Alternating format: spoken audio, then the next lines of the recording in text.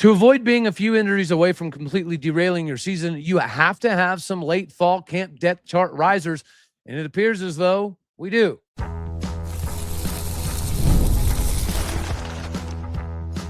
You are Locked On Oklahoma State, your daily podcast on the Oklahoma State Cowboys, part of the Locked On Podcast Network, your team every day.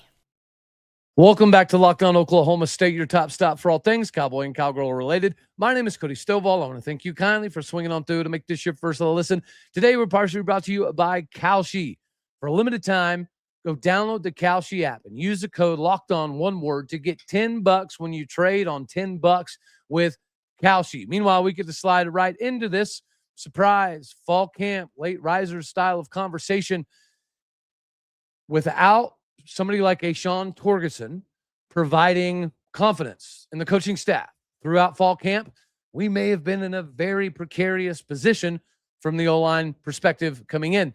We have talked quite a bit about Shaun Torgeson already on the show, but again, this is a dude that led Portland State in snaps, 6'4", 305 pounds, that they just couldn't get off of the field. Not only that, out of 411 pass blocking moments, he only gave up 2 sacks while at Portland State.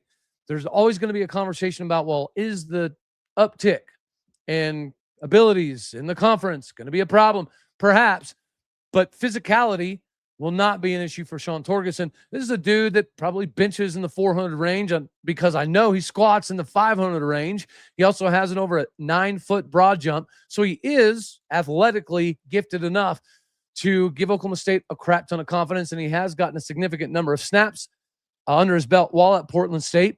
So there's not going to be a bunch of massive surprises other than some of the physical attributes the Big 12 defensive ends will kind of show him. But this is huge for Eric Morris to not only kind of mention some of these late fall camp risers, but him just having the willingness to give us a little bit of a peek behind the curtain on some of the guys that are making a name for themselves in fall camp, instead of us just constantly having to guess or go back to what was happening in the spring game to get a decent understanding of what could potentially happen in fall. And that would be difficult because evidently we've got some of these dudes that have been able to rise up throughout the course of fall camp to show a degree of separation. Or obviously, Terrance Lewis is another one of those individuals that we have talked about a couple different times over the weekend, as well as a couple different appearances. He made a name for himself, primarily this weekend in the Saturday scrimmage, right? We discussed how he juked a few dudes for a score, looked to be somebody that Oklahoma State was going to potentially target as a late rising candidate. And then Eric Morris kind of expounded even more upon it and said that this is the best 8 or 9 consecutive practices he's ever seen from Terrance Lewis. Terrance had some big moments at North Texas, but he was very inconsistent. So he would follow up big moments with somewhat lackluster moments. That doesn't seem to be the case, at least for the last 8 or 9 practices. That could be huge for Oklahoma State, because if he can reach his full potential, that is yet another massive weapon that a lot of teams don't have the ability to be overly prepared for. So shout out to Terrance Lewis for juking his way into the end zone over the weekend and providing a spark for the offense from a guy who maybe wasn't necessarily expected to be a massive contributor. I think it's very, very fair for us to talk a little bit about Carson Kolb. Coming over from Oregon State, was originally recruited as a linebacker, kind of made the transition to tight end, got to play a significant number of snaps on special teams at Oregon State, comes to Oklahoma State. He seems to be kind of, being another one of these late fall camp risers. Donovan Green was absolutely a big addition for this Oklahoma State roster, but Oscar Hammond was always going to have a little bit of a leg up in regards to the scheme and the fit and the system and the understanding and the verbiage. But to hear that Carson Kolb has been able to catch him in fall camp and surpass Oscar Hammond, pretty darn impressive, right? Because again, before injury, Oscar Hammond last year was supposed to be a major contributor in the Cowboy offense that was going to be a big-time security blanket for somebody like Zane Flores. We never really got to see any of that. So again, to hear that you bring in Carson Kolb and he kind of has that linebacker mentality, he's excelling primarily in the middle of the field. Oscar is more of a kind of converted wide receiver type. So you understand the physicality and the mentality difference between a linebacker and a wide receiver. So it does make some sense that he is making this climb here at Oklahoma State.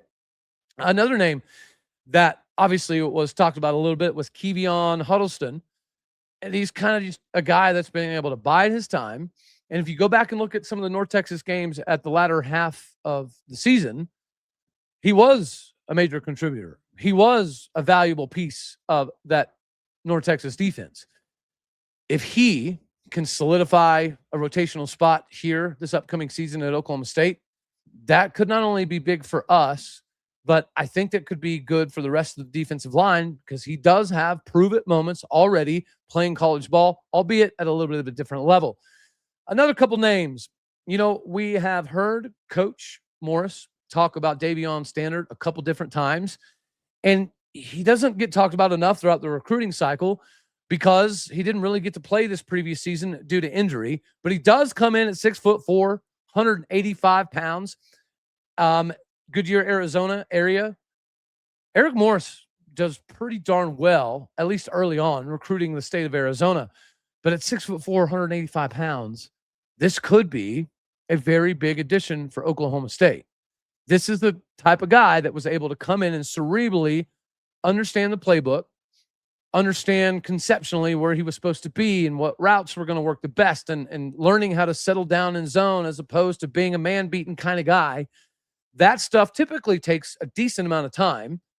To hear that somebody with that physical capability is already mentally, playbook-wise, getting a decent amount of this down, not to mention the fact that you were able to go pick up Blake Hogshooter, who's another 6'4", 180-pounder with a pretty intense vertical. So we could be a team that can challenge the conference's best defensive backs on the outside, especially in the red zone, especially when you have guys like Dayvion Standard that are having the opportunities to make a little bit of a name for themselves. Another fun name was Savion Bartholomew.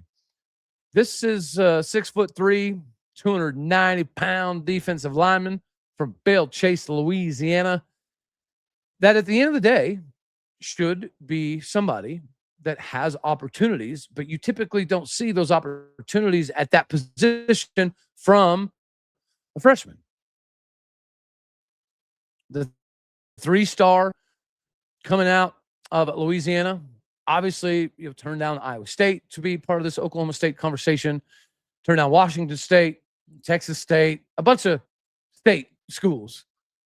But his ability very early on, according to Eric Morris, is something that is allowing him to provide a little bit of a degree separation from some of the other young dudes that are likely going to take a couple years to be able to be a major contributor. This is another one of those moments where I think when the coaches are talking about going 11, 12 deep on the defensive line, it's because of some of these names that have popped up somewhat recently, like Keviyan Huddleston and Bartholomew. At the end of the day, the Cowboys still have a lot of work to do. There's going to be a lot of wrinkles to figure out. But in order for Oklahoma State to have a massively successful season, you are going to have to battle the war of attrition at least a little bit. So to know that you have multiple guys at linebacker, multiple guys at defensive line, a few different dudes on the offensive line that could provide some of those rotational capabilities, kind of plug a gap while somebody's getting ready to get back into the ball game, that's when you see a different level. And I think Oklahoma State has more than enough to get it to that level this upcoming season. So let me know down in the comment section, what are your thoughts about some of these late riser names? And do you feel like there's more than enough on this particular roster to start this season absolutely ridiculously hot? Because we do have Tulsa. And it might be even crazy to say that game being a very close ordeal is probably beneficial in what we need.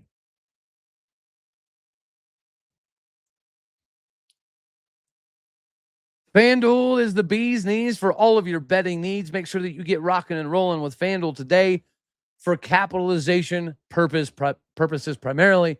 Obviously, it is baseball season, and everybody knows you can get in with the daily dinger here with FanDuel.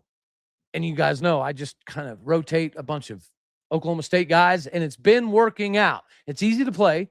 Just make your free pick on who you think is going to hit a long ball during the game. If you're right, you'll receive a profit boost to use on your next bet for a chance at extra winnings. Best of all, you can make your free pick every day throughout Major League Baseball season. Daily Dingers is another fun way to stay engaged with everyday games. Whether you're following your favorite team or just keeping an eye on a particular matchup across the league, every game has someone capable of going a yard. Now you get the chance to make your prediction before the very first pitch and get in on the action. Carson Benj stood up and delivered for Oklahoma State fans, and he's now put himself in a position to start getting legitimate Rookie of the Year voting kind of abilities. But you can't go wrong with Carson Benj, or if you want to rotate with Christian Encarnacion Strand or Zach Earhart or Donnie Walton. There's so many Cowboys right now doing the darn thing. On Jackson Holiday, you could throw in there. So you can rotate Oklahoma State guys or somebody like Jackson who has an affiliation with Oklahoma State, and you can capitalize on daily dingers. So if you are ready to play your game today, join the action at FanDuel.com. That is FanDuel.com. Go there today to play daily dingers and make your free pick on who's going to hit the long ball. Play ball, and obviously swing for the fences on FanDuel, the official sports betting partner of Major League Baseball.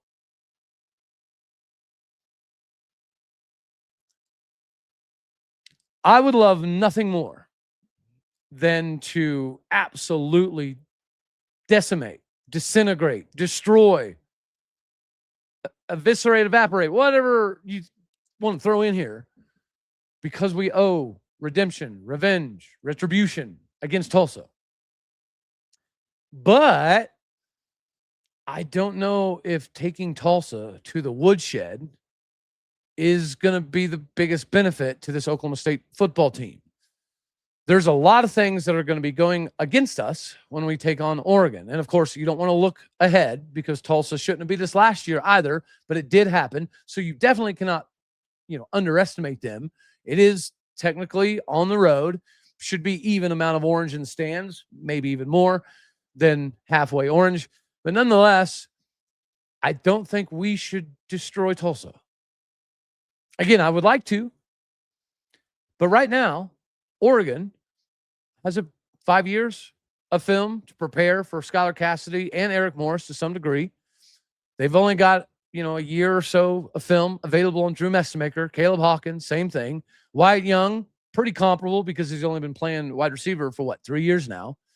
So it's going to be somewhat difficult for Oregon to have a book on Oklahoma State. It's going to be difficult for them to have, a script that is going to be productive when you don't really know if everything's going to be the same. Is Skylar Cassidy's defense going to look the same as it did this last year or the year prior to that or at Sam Houston State? Who knows? Is the offense going to look identical to the way that it did at North Texas? I don't believe so. This is year 3 in the system for Drew Messemaker. This is year 2 in the system for Caleb Hawkins. Obviously, Wyatt Young is going to be in that same kind of boat. So there shouldn't be a big learning curve. There shouldn't be a lot of difficulties understanding what is ahead of them. The first game of the season is Tulsa. I think it would be ideal if we could run 14 plays on defense, just run the same 14 plays all darn day. I would hope that maybe we don't have to get super creative with packaging or blitzing or rolling coverage or bracket coverage or anything to that effect. I wouldn't think that we'd have to get too cute doing that. But if Tulsa does force our hand and we do have to open up the playbook a little bit more than, we thought coming into the ball game, that just plays into Oregon's hand. They had to replace both coordinators, offense and defense. Offensive coordinator Will Stein went to Kentucky, and Lapuo is now the head coach at Cal. That's going to be really hard to replace. Right? That's going to be a very difficult proposition for Oregon to do it. Now, if anybody can plug and play in the Big Ten better than anybody, it might be Oregon. But it's also at 11 a.m. It also should be fairly warm. I mean, heck, it's been absolutely roasting us all over recently with the heat and the sun. That should be a little bit of a factor. It being a morning game should be a little bit of a factor. You don't get everybody riled up and tailgating all darn day. So atmospherically, it should be still big time in Stillwater, Oklahoma. But at the end of the day, if you can catch lightning in a bottle and you can get up 14, 17, nothing-ish kind of in that territory, then you make Oregon do something that they're not uncomfortable with, but to kick off the season that way, to have to start pulling into your bag of tricks as early as week 2 against the team you just beat by like 66 flipping points. Yeah, that could be problematic for Oregon. That could put Oklahoma State in a position that maybe we get to somewhat entertain the upset conversation. Why not? Could we go in there, open the playbook, and just launch it all over the field and blitz from here, blitz from there, stunt here? We could. But why would we if we don't have to? Now, that could have a negative ramification at the end of the year because, I don't know, if you beat up on a lot of Big 12 schools and you barely beat Tulsa, what are the quote-unquote experts and the punditry and the prognosticators going to say at the end of the year? Nothing good. Like, that's for sure. If they look back and say, well, they barely beat Tulsa, they're not going to know that it was because we only ran 14 plays or 15 plays or whatever the case may be. And they're not going to spend a lot of research trying to figure that out. They're just going to look at the score weeks and weeks and weeks and weeks from now and say, well, look at that. Oklahoma State only beat Tulsa by 10, 8, 7, whatever the case may be. Would it be a little bit of a tough pill to swallow? Yeah. But it also might be the biggest secret hidden weapon that we have against Oregon. Is what they're going to prepare for might be a little bit different. And if we have to show that against Tulsa, then we're going to give the advantage right back to the team that absolutely, definitely doesn't need any additional advantages. We might need this to be close for those very specific reasons. Let me know down in the comments section what your thoughts are. Am I just kind of spitballing a little bit of crazy talk? Anywho, let me know. We're going to keep on trucking here.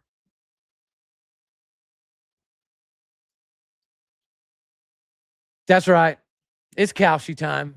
And as you are already pretty aware, this is a perfect time to get into the prediction markets, to go peer-to-peer, to beat up on the market, to throw some combos that equal a great trade. Before the season ever kicks off, most of us are making predictions. Like who's going to win a division in the NFL, or who's going to make the playoffs, or who's going to win the Super Bowl. On Kalshi, America's #1 prediction market platform, you can trade those predictions in a live market. I do love the concept or the potential from a Cleveland Browns playoff run. I like the idea of the Steelers making a little bit of a nice little playoff push. But I also love capitalization right now on Kalshi. You can go pick the Dolphins to be a playoff qualifier at 6% odds, meaning you drop 100 bones and you get $1,563.77. I love capitalization, even if it's a little bit of a difficult opportunity. Difficulty shouldn't stop a lot of us. On Kalshi, you're trading against peers in a live market, meaning there's no house. As the probabilities change, you can buy in and out of your positions, trade draft picks, the game, and more on Kalshi. Download the Kalshi app. Use the code LOCKEDON, one word, to get $10 when you trade $10.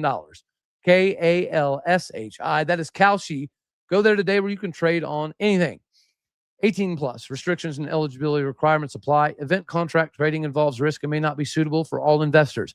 Kalshi products are not available in all jurisdictions. Prices, values, and available markets may differ from those mentioned.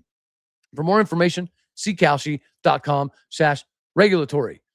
Go to Kalshi, get in on the capitalization action, and find out which team you're going to try to ride with into the playoffs. And if they have these Miami Dolphins style of percentages, yeah, it's time to run home to the bank.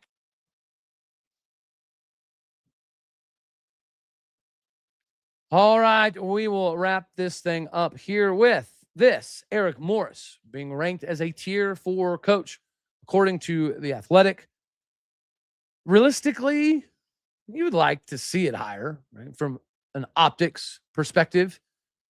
However, I kind of understand it. I'm okay with it. I can learn to manage.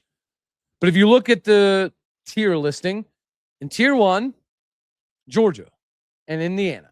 Tier 2, the Shorthorns, Ohio State, Michigan, LSU, Bama, Clemson, Miami, Notre Dame, Oregon, Virginia Tech. Tier 3, there's a lot of teams. KU, BYU, Arizona State, Houston, Texas Tech, West Virginia, TCU are all in tier 3. Then you got to get down to tier 4 where you find Eric Morris in Oklahoma State. They have us right next to Nebraska and OU and Navy, South Carolina, Wisconsin, Duke, Arizona, Auburn, Arkansas. And then you go down to tier 5, right? That's going to be your Syracuse's, your San Jose States. They got Cincinnati down in there. That ain't very fun. Colorado's down there too. So is Florida State. I guess that does make some sense. UConn, Wake Forest, Kent State. And then tier 6, I'm a little surprised that they have Hawaii in here. I think the former Rainbow quarterback himself did lead them to like a 9-win, 10-win-ish season last year. Somebody correct me down in the comments if I was wrong. So for him to do that at Hawaii, of all places, where it's really, really hard to recruit, and you travel like 4 times more than almost everybody else in America, it's okay. And Jimmy Rogers being right next to him in the same tier, that does make sense. Hawaii, maybe not. Iowa State this year specifically, yeah. Then you have tier 7 where they do have the Tulsa Golden Hurricane. Tier 8, Sam Houston, Nevada, Wyoming. Those could be, new coaches. That could be part of it as well. Tier 4 is okay. It's not ideal. It's not great. But there does have to be some proof in the pudding at the Big 12 level. There has to be proof that Drew Messmaker wasn't a flash in the pan, or Drew Messmaker is not just the ultimate G5 quarterback. He has to prove a decent number of those things before he climbs up into the next tier levels. Were some of those teams kind of surprising? Sure. Seeing so many Big 12 teams lumped together up towards the top, pretty cool. But I'm not mad at tier 4. If we have an 8-win season and a decent retention within the roster, that definitely changes next year. If we do something crazy, like win 10 games and perhaps put ourselves in a position to play for a Big 12 championship, this tiering goes up, I would say, rather quickly, a decent amount. Let me know down in the comments section. Shout out to The Athletic for putting this whole thing together, because it does give us something to talk about and chew on and stew on. So let me know down in the comment section. Do you also feel like tier 4 for now is reasonable? Not ideal, but reasonable. I think when it's all said and done, he's going to be much higher on this list. When it's all said and done, we may not have to worry about the Ohio States and the Indiana swooping in to steal Eric Morris, because, I don't know, kind of like him bringing in Drew Messmaker. I found you. I got you rocking. We worked on this thing together. Don't break my heart. It could be a very similar conversation for Eric Morris as it pertains to this tier listing. Tier 4 now, I'm okay with it. 8-win season should be in tier 3. 10-win, 11-win. I know, la land, but maybe playing for a Big 12 championship. Yeah, that changes the landscape of everything, in my opinion. Anywho, that's all we're going to have for this one right here. As always, I love you. God bless. Go Pokes. Thank you for tuning in to make this your first listen here on Locked On Oklahoma State. You could be anywhere, so happy you choose to be here. Do me a favor, hit the like button if you liked it. Dislike if you didn't, that's okay too. More importantly, share, comment, and subscribe my podcast and people out there. You're everything that makes this work. I greatly appreciate everything that you do. So do what you do. Go hit some stars and leave some reviews. Alrighty, y'all. Later, taters.